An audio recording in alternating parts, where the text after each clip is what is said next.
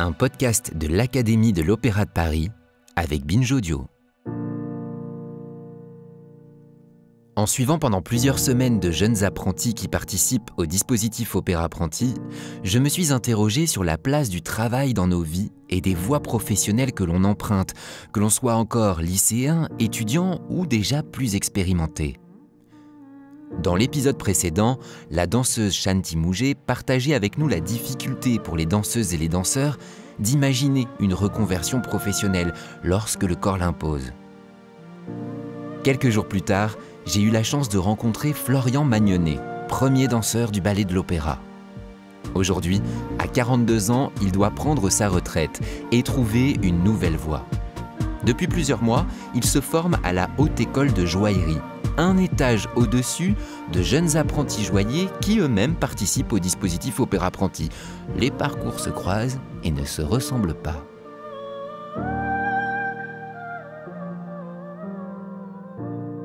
Ça résonne en nous. Saison 2. Épisode 2. Florian, est-ce que tu peux me dire, toi qui es dans cette maison depuis si longtemps et qui est rentré ici à 13 ans, si c'était une évidence pour toi, comment tu as rencontré la danse en fait? Alors ça n'a pas du tout été une évidence. À la base, je voulais faire de la gymnastique. Or, j'ai habité à Clamart et il n'y avait pas de gymnastique à côté de chez moi. La seule chose qui pouvait presque correspondre, c'était un petit cours de danse sans prétention à 200 mètres de chez moi. Et donc en fait, ça a commencé comme ça. Au bout de 4 ou 5 ans, j'ai fini au conservatoire de Clamart. Et là, la prof, elle a dit à mes parents, il faut le présenter à l'école de danse. On a suivi et je me suis retrouvé à l'école de danse et j'ai été pris. Et en fait, j'ai été pris parce que je ne savais rien faire. Donc, ils pouvaient vraiment me former, me formater à leur convenance. Tu es presque à la retraite, parce que tu as 42 ans. Comment tu as appréhendé ce moment et comment tu le vis? C'est assez compliqué de l'appréhender, justement, parce que déjà, on est dans un train. Depuis le moment où on rentre dans le ballet, à 18 ans jusqu'à 42 ans. Enfin, on est toujours la tête dans le guidon.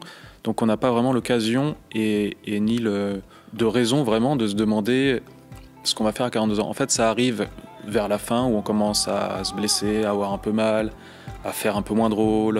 À 42 ans, ça nous tombe fatalement dessus. Autant j'en avais besoin et envie, je pense. Donc j'avais cette chance. Autant c'est quand même un gros choc parce qu'on quitte un peu sa maison, on quitte sa famille. En fait, ça fait 30 ans moi que je vis à l'opéra, que je vis avec les mêmes personnes quasiment. On se connaît tous.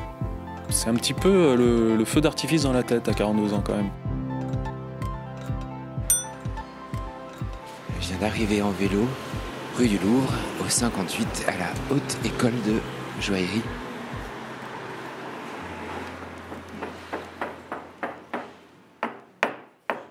Toi, la transition, elle passe donc par la Haute École de Joaillerie, entre autres. Voilà.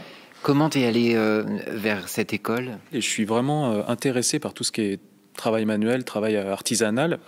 J'aime beaucoup ça, j'adore bricoler, j'adore créer. J'aimais bien travailler le bois, puis un jour on m'a appris à travailler le métal. Et en fait, je me suis dit, oui, j'ai envie de faire des couteaux, mais j'ai pas envie de faire des couteaux qu'on voit tous les jours. Et du coup, je me suis dit, pourquoi pas mettre des pierres dessus? Il y a une sacrée maîtrise en fait du geste. Là, c'est juste qu'il est microscopique, quoi. Et quelques centièmes, allez, peut-être dixièmes de millimètre feront toute la différence, par exemple, sur un sertissage. C'est au résultat qu'on voit la beauté du geste final. À la fin, on se retrouve avec des bijoux, des bagues, des trucs sertis incroyables, quoi. Shanti, qui fait des ateliers aussi dans le cadre d'Opéra Apprenti, me disait que quoi qu'il arrive, on restera toute sa vie danseur ou danseuse. T'es d'accord avec ça? Ouais, je crois, oui.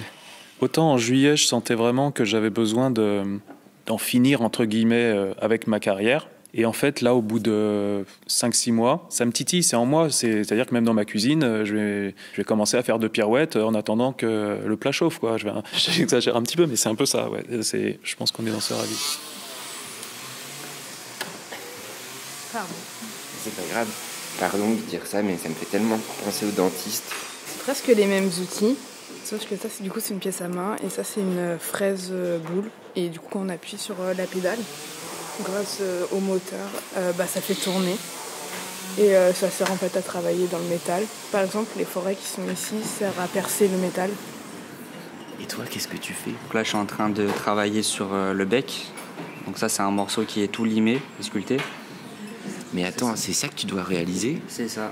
Donc c'est un oiseau lune. C'est une broche, en fait, c'est ça. Avec un oiseau, avec toute une lune gaudronnée. Donc là, tout ça, c'est tout fait à la lime. Ça prend beaucoup de temps. Faut être patient. Bon courage. Merci.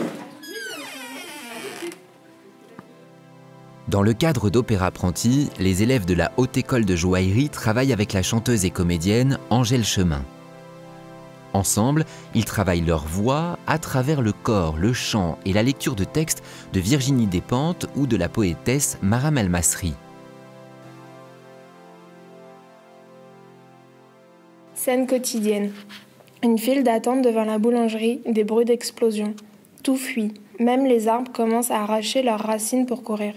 Sauf la faim, elle s'en fiche et continue son attente pour acheter le pain. Nous, les exilés, nous sommes malades d'une maladie incurable, aimer une patrie mise à mort. Le visiteur prend un crayon et dessine sur le mur une fenêtre et un enfant avec des ailes. J'étais en train de marcher, fatiguée. Je regarde derrière moi. Je me vois en train de tirer une montagne de tristesse. Les enfants de la liberté ne s'habillent pas en petits bateaux. Leur peau s'habitue vite à une étoffe fraîche. Les enfants de la liberté ont des vêtements usés et des chaussures trop grandes pour leurs pieds. Les enfants de la liberté attendent, comme tous les enfants du monde, le retour de leur mère. J'ai choisi la joaillerie, c'est vraiment le côté création artistique. Janaïna, apprentie à la Haute École de Joaillerie. Qui me plaît beaucoup. J'ai toujours fait beaucoup de dessins, des bijoux plus de fantaisie, des choses comme ça. Quand on crée pour quelqu'un ou pour nous-mêmes, vraiment, on y met une intention particulière. Et donc, moi, ça me donne une impression que quand j'ai terminé la pièce, elle a presque une âme. J'aimerais que ça ouvre physiquement. Angèle Chemin, chanteuse et comédienne. Pour pouvoir parler en public, faire tomber un tout petit peu d'inhibition que moi je vois beaucoup ces générations et dans ces corps. Donc ça, je trouve ça assez chouette. C'est aussi un échange d'une pratique qui peut se rejoindre à la pratique du chant, à la pratique artistique. Ils ont une vraie pratique artistique là dans la Haute École. Ça me rappelle vraiment quand on était enfant et que dès qu'on sortait des cours, il fallait qu'on fasse quelque chose en groupe, tous ensemble, qu'on aille courir, jouer, inventer des histoires, en se détachant en fait de la réalité, de la pensée. Ça me rappelle beaucoup ça. Ce qu'on perd beaucoup plus aujourd'hui parce qu'on est beaucoup sur nos téléphones, on fait beaucoup de choses personnelles dans notre coin. Et ça permet, moi je trouve, ces ateliers-là de retrouver un peu ça. T'as quel âge, pardon? J'ai 24 ans. T'as 24 ans, c'est pas si loin l'enfance quand même. Non, mais on voit quand même une grosse différence. Ouais, parfois c'est même difficile quand on s'en rappelle, c'est très nostalgique. Ah oui, à ce point-là? Parfois oui. Lorsque le vent s'apaise vers l'aube, teinte la cloche au toit du village, et longtemps encore sonne bim bam, sa chanson. Est-ce que quand on est artiste, on a une part de l'enfance qui reste en nous un peu plus importante que les gens normaux, entre guillemets? Alors, je ne sais pas pour les gens normaux. Moi, j'ai été enfant artiste. Donc, de 4 à 17 ans, j'ai travaillé au théâtre. Beaucoup sous la direction de mon père, qui est metteur en scène, Philippe Chemin. Et donc, moi, j'ai été aussi très vite un peu adulte, enfant. Mais quand même, avec la musique, c'est vrai que je retrouve beaucoup d'émotions très vraies, très pures. Et en effet, qu'on va trouver chez un enfant qui ne sont pas encore socialement, non pas construites, mais détournées. Toi, ça a toujours été une évidence d'être artiste? T'as pas eu le choix? Si, j'ai eu le choix. J'ai eu le choix, mais j'ai toujours fait ça. Donc pour moi, personnellement, c'était une évidence. Après, c'était pas du tout une évidence d'être instrumentiste ou chanteuse. Chanteuse, je sais que j'ai toujours voulu faire ça à partir de la 6e, peu près. Mais je savais aussi que ce serait très dur, un parcours très exigeant. Et donc, j'ai énormément travaillé. La voix, c'est aussi dans notre vie de tous les jours, si on a envie de pleurer, on peut perdre sa voix. Si on est stressé, on peut perdre sa voix. Donc c'est un peu un reflet de nos émotions.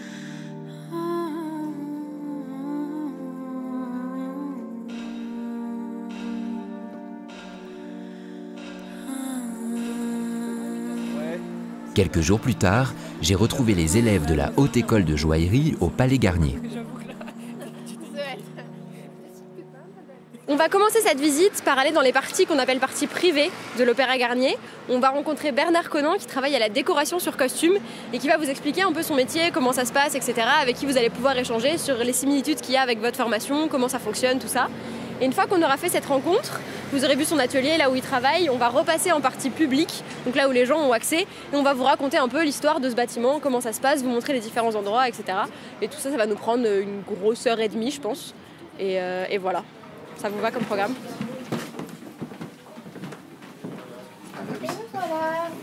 Bonjour. La décoration sur costume qui ne veut rien dire, c'est un terme qui a été inventé, c'est un atelier qui date à peu près des années 60, où il y a eu un gros travail annexe sur les costumes au-delà de la couture en fait. On s'est mis à beaucoup peindre les costumes, à beaucoup les patiner, les ombrer, introduire des matériaux inattendus, les plastiques, etc. Donc il n'y avait pas d'atelier qui gère ça dans la couture. Nous on fait des bijoux mais qui n'ont pas du tout la finesse et le soin que vous allez mettre en œuvre pour fabriquer un bijou. Nous on est dans l'illusion vraiment. Vous voyez qu'on est loin d'un travail d'orfèvrerie ou de haute joaillerie. Toutefois, ça en scène, vous n'en avez pas compte là, mais en scène, l'imaginaire vient combler tous les défauts de ce collier et lui apporter une richesse incroyable. On a vraiment l'impression de loin que c'est une parure très très sophistiquée. Donc ça marchait très bien autrefois. Aujourd'hui, maintenant, tout est filmé. Tout passe au cinéma ou à la télévision. C'est pour ça qu'on revient à des choses plus abouties, plus finies. Est-ce que ça vous est arrivé d'imprimer des diadèmes en 3D? Non, mais je compte bien le faire bientôt. On y pense beaucoup pour l'avenir. Ça fait partie des étapes qu'on vise pour travailler en 3D, effectivement. Au cours de la visite au Palais Garnier, dans l'atelier décoration sur costume, j'ai rencontré Jeanne, étudiante de la Haute École de Joaillerie, qui s'est spécialisée dans l'orfèvrerie. Alors l'orfèvrerie, c'est la fabrication d'objets et la restauration d'objets en argent, essentiellement. À la différence de la joaillerie, l'orfèvrerie, c'est vraiment de grosses pièces qu'on travaille. C'est tout ce qui est art de la table, chandelier, objets de décoration, présentoirs, et donc même un peu de sculpture à certains moments. Donc l'or, c'est très rare qu'on travaille en lingots, parce qu'il en faudrait beaucoup. Voilà. Et ce qui est assez marquant dans ce métier en particulier aujourd'hui, parce que c'est un métier qui nous demande énormément de lenteur, de précision, eh ben, il nous fait rentrer dans un autre temps, presque une sorte de contemplation, vous voyez. En plus, on travaille vraiment avec la lumière, c'est quelque chose qui est intéressant à comprendre, et un œil non averti voit un bijou, il voit le métal. Mais il voit les perles, il voit les pierres, il trouve ça beau. Mais nous, quand on les travaille, ce qu'on regarde, c'est pas tellement le métal lui-même, mais c'est la lumière sur le métal. Un beau bijou, c'est un bijou qui reflète bien la lumière, qui la reflète dans des angles différents, qui a de beaux aplats et en même temps parfois des aspérités qui créent des contrastes. Et c'est vraiment ça qu'on va chercher à rendre et à voir et voilà. Jeanne et ses collègues apprentis de la Haute École de Joaillerie travaillent la matière en utilisant la lumière. C'est sans aucun doute ce que font également les artistes et les équipes de l'opéra dans le processus de création de leur spectacle. La joaillerie, l'orfèvrerie, comme la danse ou l'univers même de l'opéra, sont les domaines de la finesse et de la précision. Ce sont ces gestes artistiques et artisanaux qui créent la matière, qui nous offrent un peu de beauté et de rêve, qui nous extrait un instant du monde et du temps qui passe, qui vient faire résonner en nous quelques émotions enfouies, peut-être même les échos de notre enfance.